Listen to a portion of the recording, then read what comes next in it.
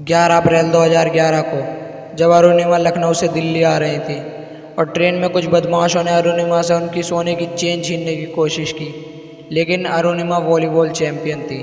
उन्होंने अपनी sport spirits दिखाई और चेन देने से मना कर दिया। जब उन्होंने सोने की चेन देने से इनकार कर दिया तो वो 4-5 लड़के थे, उन्होंने अरुणिमा को चलती ट्रेन से बाहर फेंक दिया। यह तो थी एक बुरी बात। इससे भी बुरा तब हुआ जब दूसरे ट्रैक पर भी ट्रेन आ रही थी। अरुणिमा उस ट्रेन से टकराकर नीचे गिर गई। कुछ समय बाद जब उन्हें होश आया तो उन्होंने चलने की कोशिश की, लेकिन उनका आधा पैर कट चुका था और आधा पैर जीन्स में लटक रहा था। दूसरे पैर की हड्डियां टूट टूट कर बिखर रही थीं और कुछ चूहे उनके पैर को कुतर रहे थे। अरुणिमा यह दृश्य अपनी आंखों से देख रही थी, लेकिन कुछ कर नहीं पा रही थी, इसलिए वह पूरी रात उसी ट्रैक पर पड़ी रही। सुबह जब कुछ लोगों ने उन्हें देखा तो हॉस्पिटल में भर्ती करवाया, जहां एम्स के डॉक्टरों ने यहां तक कह दिया था कि एक प्रोस्थेटिक लेग से चलने में लोगों को 4 से 5 साल लग जाते हैं। अब उनके घरवाले और डॉक्टर उन्हें तरस भरी निगाहों से देख रहे थे, जो इस बंदी को बिल्कुल मंजूर नहीं था। अरुणिमा ने बेड पर लेटकर सपना देखा दुनिया के सबसे ऊंचे पहाड़ माउंट एवरेस्ट को फतेह करने का। जिस हालत में लोग अपनी बची हुई ज़िंदगी कैसे काटनी है यह सोचते हैं, उस हालत में अरुणिमा के अंदर पागलपन आ गया था अपने सपने को पूरा करने का, माउंट एवरेस्ट फतेह करने का। और ये मिलने चली गई मैडम बचिंद्री पाल से, जिन्होंने 1988 में एवरेस्ट सबमिट किया था, और उनसे कहा मैं माउंट एवरेस्ट क्लाइम करना चाहती हूँ।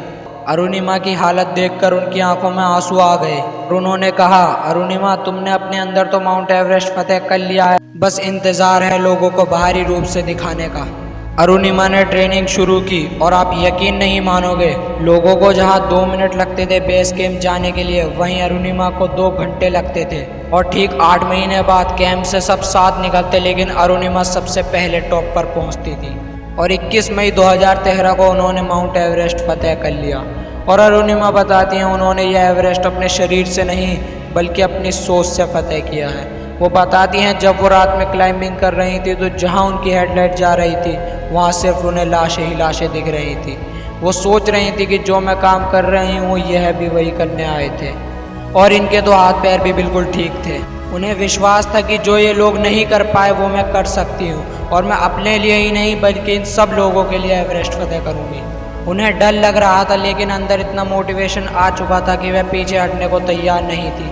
अब एक वक्त तो ऐसा आया जब एवरेस्ट से थोड़ी नीचे उनका ऑक्सीजन बिल्कुल ख़त्म हो चुका था। उनके शेरपा ने उन्हें वापस तक जाने को कह दिया था, लेकिन अरुणिमा नहीं मानी, क्योंकि उन्हें पता था यह गोल्डन चांस शायद उन्हें फिर ना मिले। इसलिए उन्होंने अपना एक कदम आगे बढ़ाया, फिर एक और कदम, और फिर एक और ठीक 1.5 घंटे बाद अरुणिमा ने इतिहास रच दिया। जिस बंदी को एम्स के डॉक्टरों ने कहा था कि तुम्हें एक प्रोस्थेटिक लेग से चलने में 3 से 4 साल लग जाएंगे, उसी बंदी ने 2 साल में एवरेस्ट फतेह कर लिया और इंडिया की पहली विकलांग महिला पर्वतारोही बन गई। उन्होंने दुनिया को बता दिया इंसान शरीर से नहीं बल्कि अपनी सोच से विकलांग होता है। और अगर आप भी अपना सपना पूरा करना चाहते हो तो अपनी सोच को इतना मजबूत बना दो कि उसे दुनिया की कोई भी मुश्किल तोड़ ना पाए। अगर तुमने अपनी सोच मजबूत बना ली तो तुम्हारा शरीर तुम्हें खुद तुम्हारी मंजिल तक ले जाएगा। निगाहों में मंजिल थी, गिरे और गिरकर संभलते रहे। हवाओं ने बहुत जोर लगाया, लेकिन चिराग आंधियों में भी जलते रहे। आज मेरी लाइफ का सबसे बड़ा सपना पूरा हुआ और मैं टॉप ऑफ द वर्ल्ड पे हूँ और बहुत खुश हूँ और सबको ये मोटिवेशन देना चाहती हूँ कि हर आदमी अगर अपने लक्ष्य को बनाए तो वो कभी नहीं हार माने और वो अपने टॉप को, अपने लक्ष्य को जरूर पाएगा। पिंजरे को तोड़कर पंख खोलकर भर ले एक उड़ान, जिंदा उम्मीदों का लेकर जैसे